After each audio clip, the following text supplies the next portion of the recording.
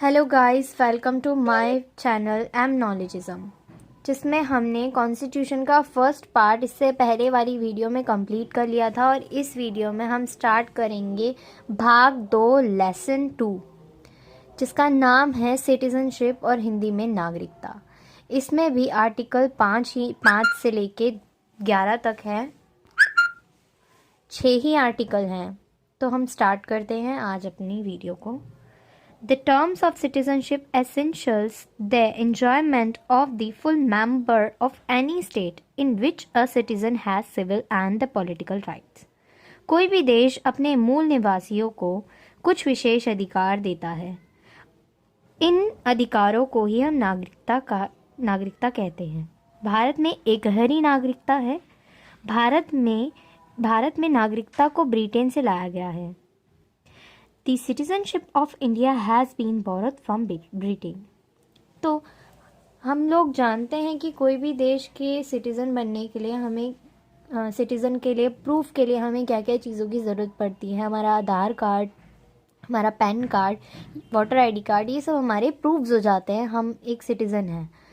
और सिटीज़नशिप के first right क्या होती है? हम वोट दे सकते हैं। अगर हम इंडिया के सिटीज़न हैं तो हमारे पास राइट है कि हम वोट दे सकते हैं। हम बहुत सारी चीज़ें अपनी इंडिया में कर सकते हैं।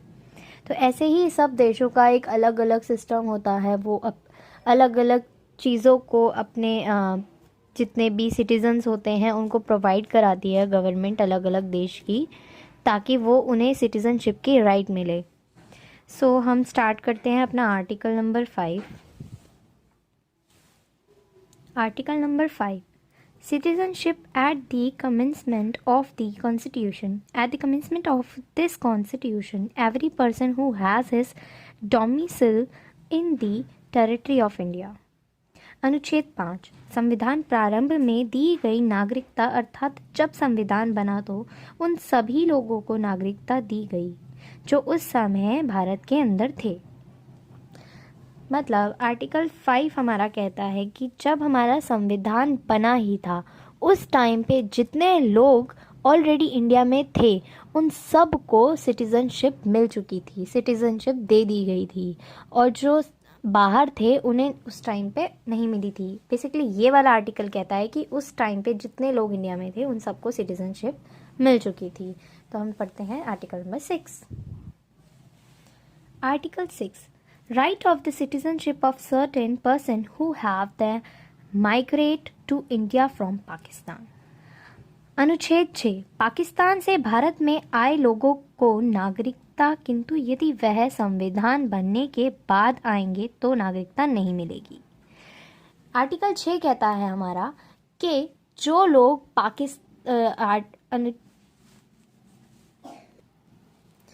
लोग संविधान बनने के बाद आए हैं पाकिस्तान से उन्हें नागरिकता नहीं मिलेगी। जो पहले आ चुके हैं उन्हें मिल जाएगी और उनके बाद आए हुए लोगों को, संविधान बनने के बाद आए हुए लोगों को नागरिकता प्राप्त नहीं होगी। और ये मैंने यहाँ पे एक परमानेंट रूल 19 जुलाई 1948 लिखा हुआ है जो इसी आर्टिकल से रिलेट करता है। इसकी मैंने एक सेपरेट शॉर्ट वीडियो बनाई है जिसका लिंक मैं आपको डिस्क्रिप्शन में दे दूँगी। प्लीज़ आप जाके ज़रूर देख लीजिएगा, बहुत छोटी सी है। अब हम पढ़ते हैं article number 7। Right of citizenship of certain migrants to Pakistan. The article deal with the right of person who had migrated to Pakistan after March 1st, 1947, but subsequently returned to India.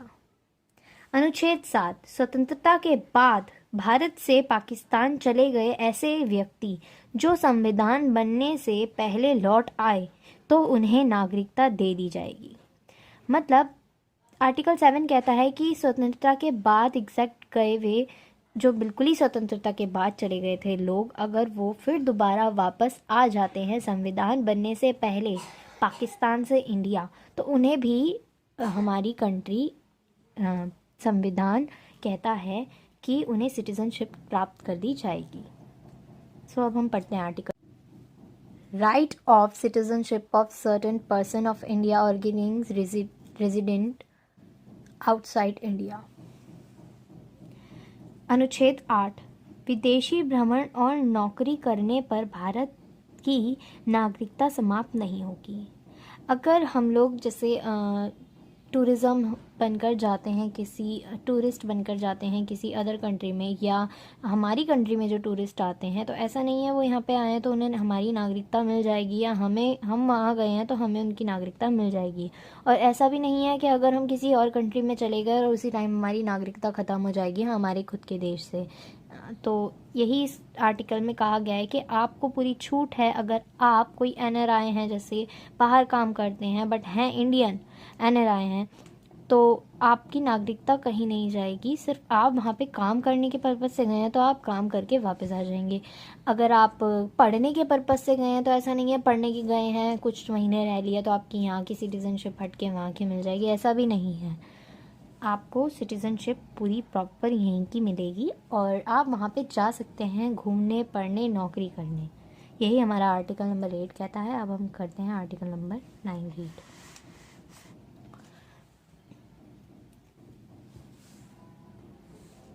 Person voluntarily acquiring the citizenship of a foreign state not to be citizens. विदेशी नागरिकता लेने पर भारत की नागरिकता समाप्त कर दी जाएगी। अगर आप कहीं अदर कंट्री में जाते हैं, लाइक सपोज आप किसी फॉरेन कंट्री में चले गए, आप कनाडा चले गए, आपने वहाँ से वहाँ की नागरिकता ले ली, सिटीज़नशिप ले ली, तो आपकी इंडियन सिटीज़नशिप जो है वो उसी टाइम ख़त्म हो जाएगी। अगर आप किसी भी अदर देश में जाके वहाँ की सिटीज़नशिप लेते हैं तो आपके खुद के देश की सिटीज़नशिप समाप्त हो जाएगी।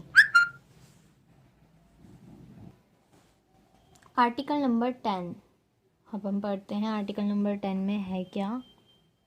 Continuance of the right of citizenship.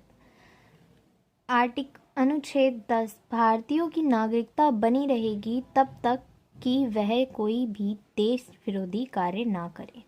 मतलब जब तक आप कोई इनलीगल वर्क नहीं करते तो ऐसा नहीं है आपसे कोई आपकी नागरिकता छीन सकता है। अगर आप इस देश में रहकर कोई इनलीगल वर्क करते हैं इस देश के खिलाफ तो आपसे आपकी नागरिकता बिल्कुल छीन ली जाएगी। ओके, तो अब हम पढ़ते हैं article number 11। Parliament to regulate the right of citizenship by law.